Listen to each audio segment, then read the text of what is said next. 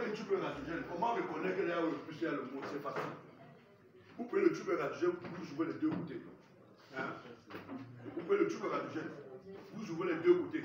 Ou alors, le côté où vous voyez qu'un fil ancre, si vous voyez un fil ancré d'un côté, c'est l'anneau de là-bas. Je répète, vous avez une tube radiogène devant vous. Généralement, les deux côtés sont fermés, n'est-ce pas? Maintenant, vous ne savez pas où se trouve l'anneau et la cathode. Première chose, vous ouvrez seulement les deux côtés.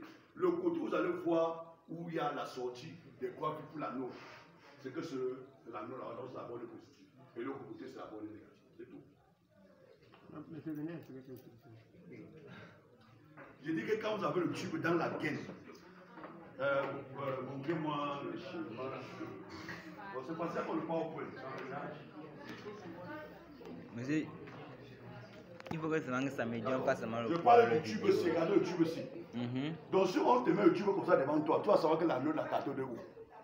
On ne peut pas savoir. On ne peut pas savoir. Donc vous ouvrez donc le côté, s'il y a le couvercle ici et là.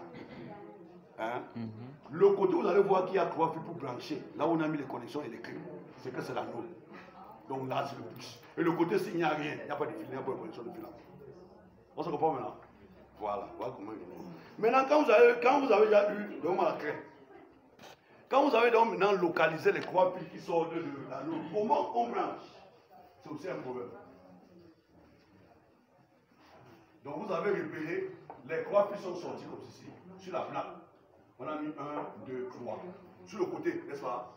Maintenant, il faut maintenant savoir comment brancher ça. Vous allez brancher comment? Bon, on a dit que vous branchez un moteur monophasé, n'est-ce pas? Comme le moteur de compresseur.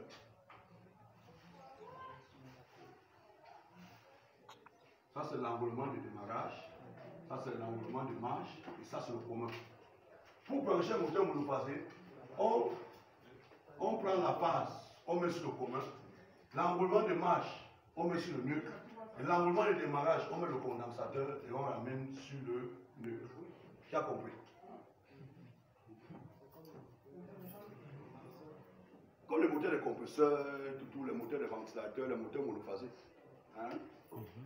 Première des choses, il faut d'abord localiser le commun, là où le point commun. Quand vous localisez le point commun, vous localisez l'enroulement de démarrage et l'enroulement de marche. Comment reconnaître l'enroulement de démarrage et l'enroulement de marche? Il faut savoir que l'enroulement de démarrage est supérieur ou égal à l'enroulement de marche. On est d'accord? Il y a dit supérieur ou égal parce qu'il y a certains moteurs monophasés que l'enroulement de marche est égal à l'enroulement de marche. Il dit supérieur. Bon, voilà vos croix. Voici vos trois blocs qui sont sortis. Comment vous allez aller maintenant dans le générateur? Moi, pour une question, vous pouvez parler. Comment vous allez donc prendre les trois fils pour aller connecter dans le générateur? Comment on branche? Je veux dire que vous branchez, il faut localiser l'enroulement de démarrage et l'enroulement de marche, il faut localiser le commun. Donc le but de nos vocabulaires est de savoir comment on va localiser le C, le RD et le RM. Quand vous allez localiser les trois plots, parce que voici les trois plots, ça, c'est les trois si. Donc souvent que tu vas, quand vous allez voir, il y a trois plots. Mais ça vous ne savez pas comment brancher. Vous branchez mal, il ne tourne pas, ça va forcément un anneau fixe pour tuer. Le tube ne va pas maintenant. Donc, le but maintenant, c'est de localiser le commun, l'enroulement de marche et l'enroulement de barrage. Dès qu'on a localisé, pour la brancher, on prend la phase, on met sur le commun. On prend le neutre, on met sur l'enroulement de marche. Maintenant, le démarrage, maintenant, quand on sort là, on met maintenant sur le contrôle de démarrage. On revient maintenant, on met sur le neutre. Parce que le commun, il y a plus la phase. Et j'ai donc dit que maintenant, comment reconnaître l'enroulement de marche et l'enroulement de démarrage? Il faut savoir que l'impédance ou la résistance d'enroulement de démarrage est toujours supérieure à l'enroulement de marche. Qu'est-ce qu'on veut donc pour localiser? C'est très simple. Sur la plaque d'abord, on a sorti 1, 2, 3. Tu ne te casses pas. Tu prends ton multimètre, tu mets en omèque.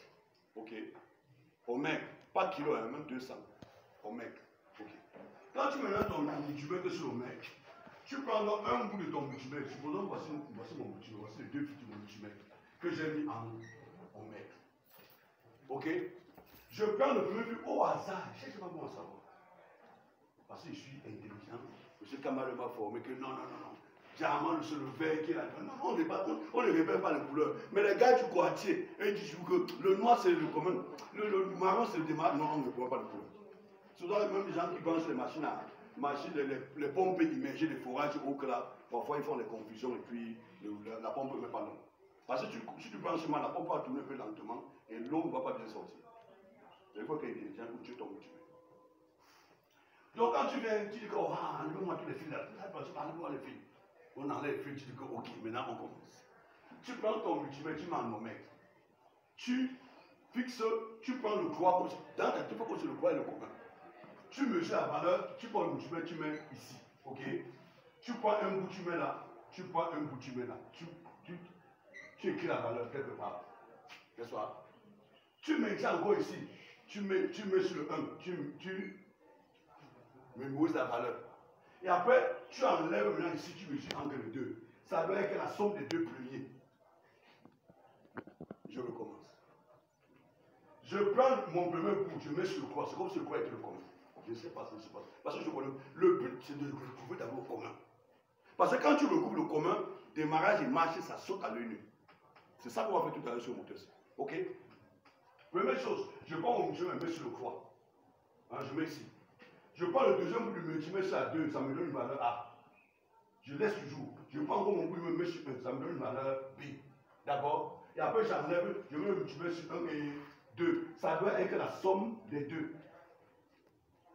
Si ça ne donne pas la somme de 2, ça veut dire que là où tu as maintenu le corps là, ce n'est pas le corps. C'est pas Comment? Tu avances. Tu maintenant tu prends ton multimètre, tu mets au 2. Hein? Tu mesures 2 croix. Tu mets la valeur A. Tu mesures encore 2, 1. Tu mets la valeur 2. Après tu mesures croix 1. Ça doit être la somme des 2. Dès que ça tombe, que c'est la somme de 2, non? Ça veut dire que c'est le 2 qui est le corps. On a récupéré le commun. C'est bon? Tout le monde peut récupérer le commun. Voilà. Qu'est-ce qui manque maintenant? C'est de repérer l'enroulement de démarrage et l'enroulement de marche. Dès qu'on a récupéré le commun. Maintenant, comme je sais que c'est le 2 qui est le commun, je prends un exemple. Comme c'est le 2 qui est le commun, qu'est-ce que c'est fait? Je prends encore mon multimètre. Je mesure entre le 2 et le 1, ça me donne une valeur. Hein? Je mesure encore le 2 et le 1, ça me donne une valeur. Je vois la valeur si A est inférieur à B par exemple. Hein? Si A est inférieur à B, ça veut dire que A c'est l'enroulement de marche et B c'est l'enroulement de démarrage. Donc celle qui a la plus petite valeur, c'est l'enroulement de marche. Celle qui a la plus grande valeur, c'est l'enroulement de démarrage. Vous avez compris? C'est bon? Maintenant, quand vous allez repérer ça, c'est facile pour vous venir maintenant brancher comme ça. Vous venez le commun. Ça, là, vous allez venir mettre quoi sur le 2, n'est-ce pas? Supposons qu'on a vu que c'est le croix qui était plus grand. Ça, donc ça sera le croix. Ça sera le 1. C'est tout. Qui a compris?